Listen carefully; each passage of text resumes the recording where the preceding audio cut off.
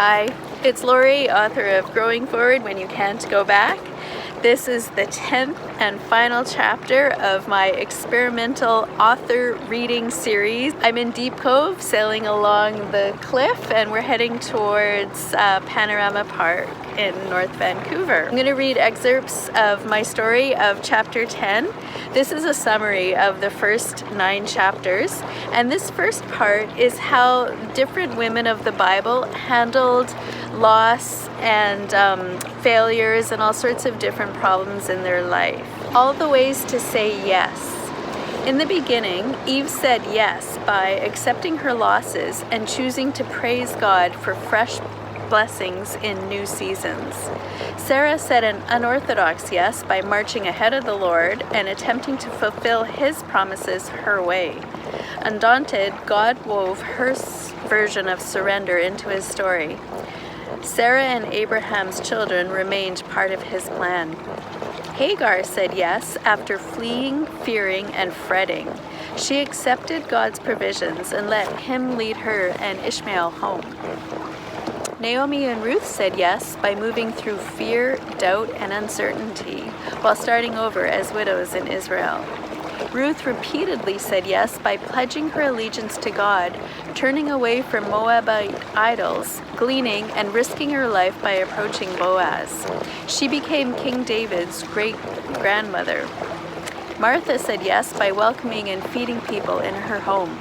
Her sister, Mary, said yes by sitting and learning at Jesus' feet. Hannah said yes by expressing her grief and setting her heart on God's will for her life. God gave her Samuel, whom she gave back to Him. Queen Esther said yes by fasting, dressing in her most fetching garments, and preparing delicious feasts. She captivated and convinced King Xerxes to spare the lives of the Jews. Mary Magdalene said yes, yes, and yes to Jesus' healing, friendship, and call on her life. Our biblical sisters surrendered to God in different ways, depending on their position, personality, and predicament. No two lives were the same, except for one thing. They all said yes. God only knows. Sometimes we have to wrestle with why before we get to yes. I struggled with why me when I was young, trying to make sense of my mad mother.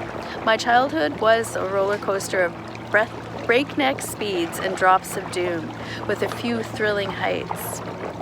You were a mistake, my mom said, and I almost put you up for adoption. I lived in a home for unwed mothers. They told me to give you away because it would be impossible to raise you alone. I often wished my mom had given me away. I yearned for normal parents, pets, ice skating lessons. My foster homes were almost too good. Living with families made it hard to move back in with my mother. And I felt bad for my foster siblings, whose lives were really hard. Baby Clayton was born addicted to heroin because his mom was an addict. Wild teen Dakota kept running away with her boyfriend, who kept beating her up. Why, God? I asked on everybody's behalf. As an adult, living in Africa also perplexed me. Why was I born a white girl in Canada while my black houseworker was born under a dirty tarp in a Kenyan field?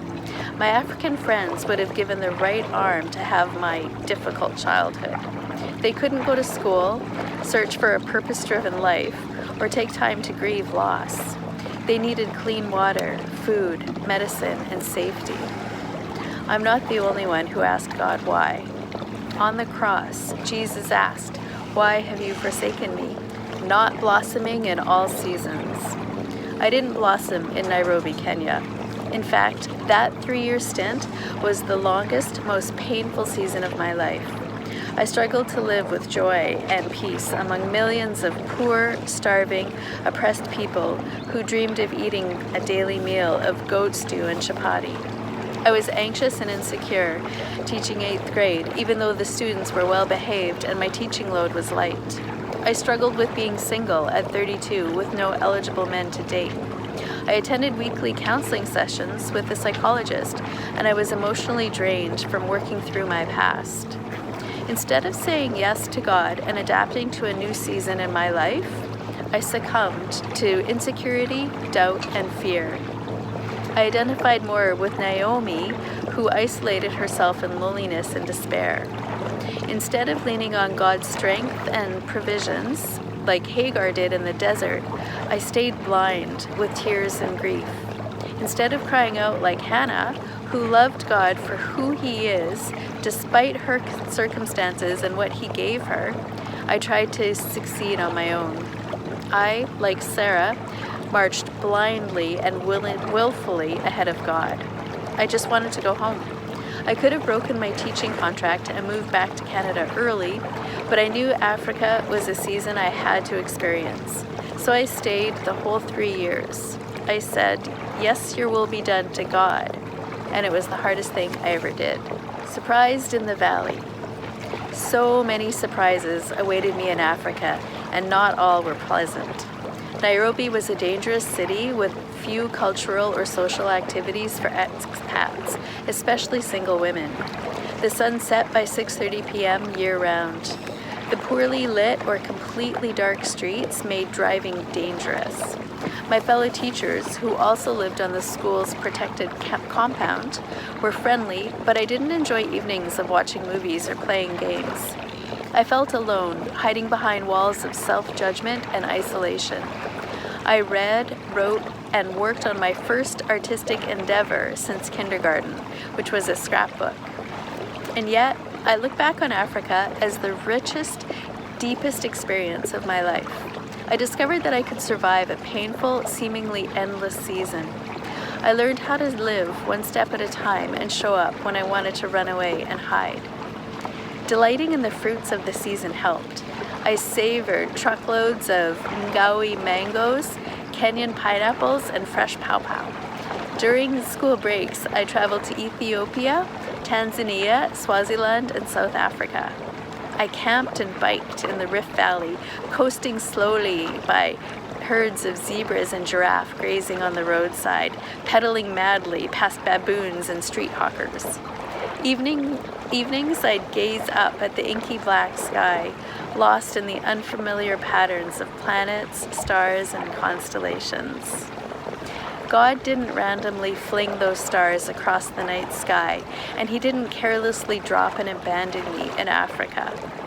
Now, looking back, I see He had a purpose for all the seasons of my life. In season. If I had to relive my 3-year stint in Africa, I'd do 3 things differently. First, I'd amend my belief that everything is about me. Moody students and distracted parents, cat-sized rats and bats, the revolving door of missionaries and visitors who took pieces of my heart home with them. I'd accept disappointments and pain as a natural part of life, without sinking into despair or self-loathing. I'd savor unexpected discoveries, such as gecko eggs, delightful, and warthog droppings, dreadful. Second, I'd accept that I'm a child in God's grand design. I matter, but He has other people's lives to coordinate too. I'm part of a story that started long ago and will continue to unfold forever. I'm a wisp of smoke that is passing quickly and quietly through this world. My purpose is to share what God has given me, which is the message of my life. Third, I wouldn't burden myself with unanswerable questions. Why was I born with privileges and prosperity while Africans face so many obstacles and so few opportunities? Why is this world filled with pain and terrible atrocities? Why do bad things happen to good people? I no longer ask these questions or even wonder why things happen the way they do. To me, questioning life means I'm questioning God Himself. When I argue and complain, I'm saying God doesn't know what He's doing. My season of questioning, struggling, and resisting is over. Now, I savor God's gifts while they're here. I enjoy people, relationships, comforts, and good health, knowing that each day could be the last. The seasons come and go, but God doesn't. You, growing forward. May you experience God's healing, grace, and love as you move forward in your life. May you gain strength and faith from the women who have gone ahead of you. May you share your own story with wisdom and courage. Above all, May you choose to walk joyfully, humbly, and confidently into the future that God has planned for you. And may you always take good care of yourself, because you are worth taking good care of. Mwah!